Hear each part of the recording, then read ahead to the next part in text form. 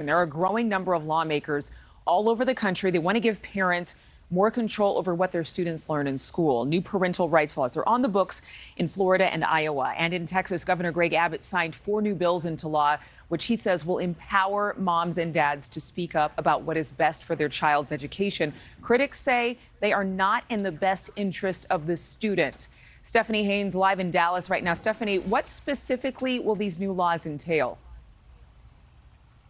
Hey, good morning. Well, these laws could do a number of things. So, for instance, here in Texas, it would ban what they call explicit books from school libraries, and then the school district could actually request that the company selling the book label it as such. It would also give parents better access to what their kids are learning in school, so their kids' curriculum, and they could see it either in person or through their students' portal online. And additionally, the law lets moms and dads decide if their students should repeat a grade. And Adrienne, this idea of parent empowerment took off during the pandemic when parents got more exposure to what their students were learning.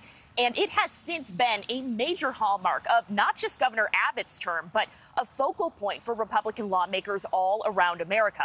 Georgetown University researchers tracked more than 60 bills introduced across 24 states this year. What is really in the hearts of parents across the state. Parents know this fundamental fact, and that is they know what is best for their child. In Florida, Governor Ron DeSantis signed off on more than a dozen education reform bills this year. And last year, he enacted what critics call the Don't Say Gay bill, which bans teaching about gender and identity in a manner that is not age appropriate.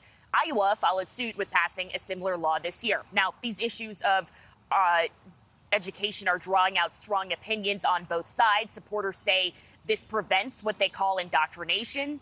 Critics say failing to teach about gender and diversity is harmful to students, and there have been challenges to these rules. For instance, in Utah, the Bible is now removed from the bookshelves in one school district while they investigate one parent's claims of violence and vulgarity.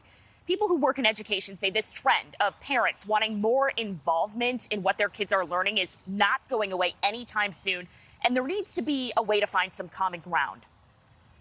I think people have to get out of their own way and really start looking at what's practical and realistic, but also, again, what is in the best interest of the child and not just what I feel.